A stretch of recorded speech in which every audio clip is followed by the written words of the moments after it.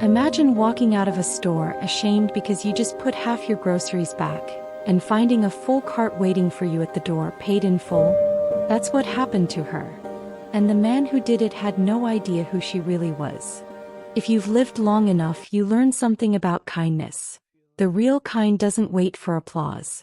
It doesn't calculate returns. It doesn't measure worthiness.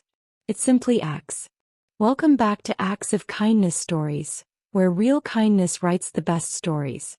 On a breezy Thursday evening in Cedar Falls, 28-year-old Logan Pierce walked into Evergreen Market after a long shift at the auto shop. He was a quiet, hard-working technician, the type who kept to himself, minded his business, and never believed his life would ever be the center of anyone's story. His hands still smelled faintly of engine oil despite 3 washes, and his shoulders carried the familiar ache of a day spent under hoods and axles. He headed toward the checkout line with a basket filled with frozen meals and tools for a late-night project. His day had been long, his patience thin, his mind already halfway to his couch. But life, as it often does, had placed him exactly where he was meant to be. Ahead of him in line stood an elderly woman with silver hair pinned into a neat bun, her coat faded from too many winters, her shoes worn thin at the heels. Her name, though Logan didn't know it yet, was Edith Rowan, 76 years old and carrying the weight of a life that had not been gentle. She placed items carefully on the counter: canned soup, bread, tea bags, and a small birthday cake decorated with pastel frosting flowers. Her hands trembled as she counted crumpled bills from a coin purse that had clearly survived decades of use, each movement deliberate and painfully slow. The young cashier tallied the total and spoke gently as if she already knew what was coming.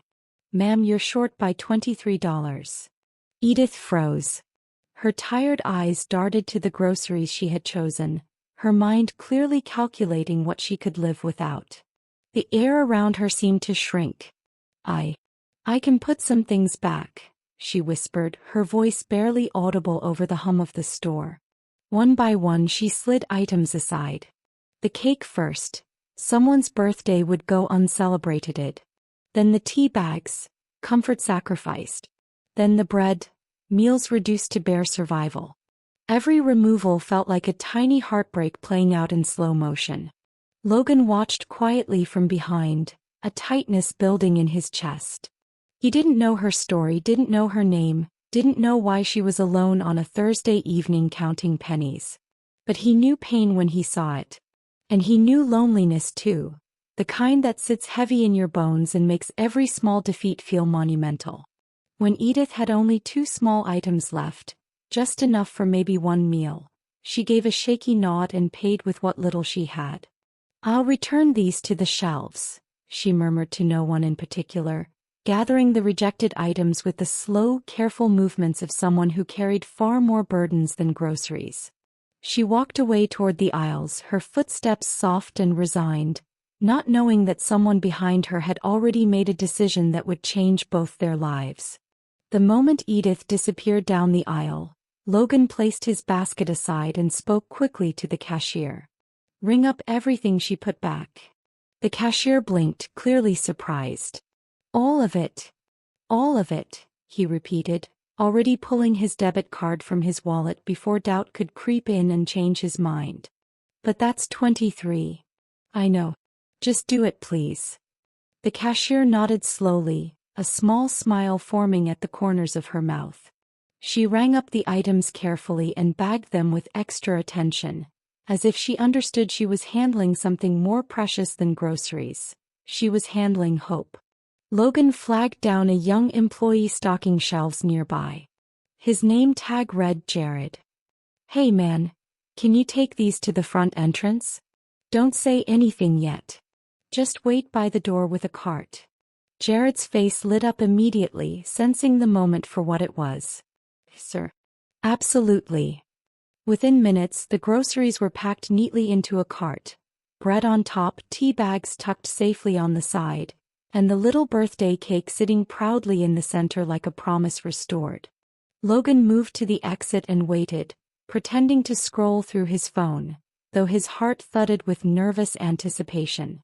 He didn't want recognition. He didn't want a scene or thanks or any attention at all. He just wanted her to have food. And maybe, if the universe was kind, a little bit of joy.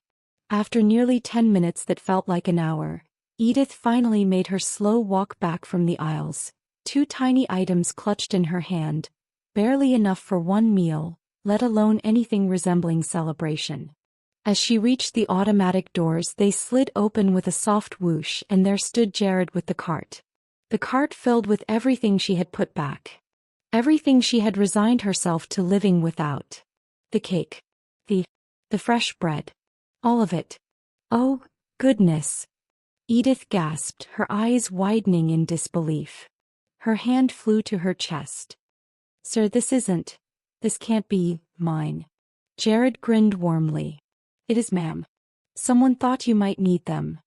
Her trembling hands flew to her mouth. Tears gathered in her eyes, heavy and grateful, threatening to spill over. Who did this? She whispered, her voice breaking. Logan stepped forward gently, hands in his pockets, trying to make himself smaller than the moment. I just saw you put them back, he said quietly. No big thing. Edith stared at him as if trying to memorize his face, to carve it into her memory alongside the faces of people who had mattered. No big thing, she repeated, her voice thick with emotion. Young man, this is more kindness than I've seen in years. She reached for his hand with both of hers, her small fingers warm and fragile against his calloused palms. You have no idea what this means to me. There are moments, tiny, unplanned, ordinary on the surface, where a life shifts direction without warning. Logan felt something soften inside him, something he didn't even know had hardened over the years of working alone, living alone, keeping his head down and his heart guarded. But the story was not finished. Not even close. As Logan helped Edith guide the cart toward the parking lot, she paused for a moment, catching her breath. Her frail fingers tightened on the cart handle as if it were the only thing keeping her upright. Young man, may I ask your name? She said softly. Logan Pierce. She nodded slowly, as if tucking the name away for safekeeping in a part of her heart reserved for good people. Logan, would you walk me to that bench over there? I need to sit for just a minute. He guided her gently toward a shaded bench near the bus stop, matching her slow, determined pace. When they finally sat, she looked out at the parking lot, her voice quiet and almost trembling. I wasn't sure how I was going to make it home today, she admitted. My car broke down 2 months ago. I've been taking the bus and trying not to bother anyone. You're not a bother, Logan said softly, meaning every word. She smiled, not a wide smile but one that carried years of accumulated pain behind it, the kind of smile that's learned to exist alongside sorrow. You remind me of my son, she whispered. Logan tilted his head slightly. I didn't know you had a son. I don't anymore, she said gently, her eyes fixed on something far away. I lost him in the military 19 years ago. Logan felt something twist inside his chest. He placed a hand over his heart in instinctive respect, the way people do when words feel insufficient. I'm so sorry. He was 22, she continued, her voice steady despite the tears forming. He believed in kindness more than anything else in this world. He used to tell me, Mom, one act of kindness can echo through generations. She wiped her eyes with a soft, broken laugh. When you helped me today for just a moment, it felt like he was still here. Like he was showing me he's still watching over me. Logan swallowed hard against the lump forming in his throat. There was no hidden fortune here. No secret identity. No mayor waiting in the wings to offer rewards. Just grief finding unexpected comfort in the kindness of a stranger. Let me drive you home, he said quietly. Please. She hesitated, pride lingering in the pause, then nodded. All right. Thank you, Logan. Edith's home was a tiny single-story house with peeling paint and a blue front door that once must have been bright and welcoming. When Logan carried the grocery bags inside, he froze mid-step. On the walls hung dozens of framed photos. volunteers serving food, community events filled with smiling faces, children receiving holiday baskets. And at the center of it all, a picture of a young man in military uniform holding a plaque that read, James Rowan, founder of the Cedar Valley Food Outreach Program. Logan turned slowly toward Edith. Your son started a food program? She nodded with quiet pride, walking over to touch the photo with trembling fingers. He fed families who struggled. He believed kindness was a duty, not a choice. After he passed, the program lost funding. I tried to keep it alive on my own for years, but... She gestured to the small, worn-down home around them. It's been hard doing it alone. Logan's chest tightened with something he couldn't name. Purpose, maybe, or destiny, or just the simple recognition that he'd been placed in this moment for a reason. He turned to face her fully. Mrs. Rowan, what if we bring it back? Her eyes widened, confusion and hope battling on her face. Bring what back? The food program your son started. The outreach. The mission. Everything. She stared at him like he had given her breath she didn't know she had left. You would help me, she whispered. With everything I have, he said. And he meant it with every fiber of his being. Word traveled fast in Cedar Falls. At first it was just Logan, buying groceries for Edith and a few families she quietly introduced him to. Then 2 of his mechanic co-workers joined after hearing what he was doing. Then a teacher from Oakwood Elementary. Then the pastor of a small church on Pine Street. Before long, a movement took shape, growing like a tree from a single seed. Cedar Valley Outreach Reborn. They set up donation bins in stores across town, partnered with local farmers who had excess produce, and organized delivery routes to bring food boxes to seniors every Saturday morning. More volunteers appeared seemingly out of nowhere. Local businesses pitched in with donations. High school students showed up on weekends with backpacks full of canned goods. Logan handled organization and logistics. Edith handled the heart, the compassion that made people feel seen, not just served. And somewhere along the way, Logan found meaning in places he had never thought to look. His life stopped feeling like something he was just getting through and started feeling like something worth waking up for. 3 months later, Logan stood beside Edith at a ribbon-cutting ceremony in front of a renovated building on Main Street.